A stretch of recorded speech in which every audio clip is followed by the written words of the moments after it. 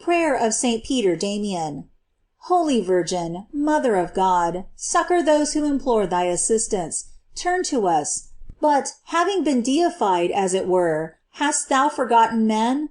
Ah, certainly not. Thou knowest in what peril thou hast left us, and the wretched condition of thy servants. No, it is not befitting a mercy so great, to forget so great misery as ours. Turn to us with thy power, because he who is powerful hath given thee omnipotence in heaven and on earth.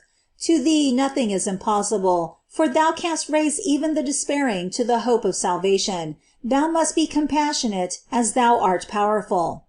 Turn to us also in thy love. I know, O my Lady, that thou art all kindness, and dost love us with a love that no other love can surpass. How dost thou appease the anger of our Judge, when he is on the point of punishing us for our offenses?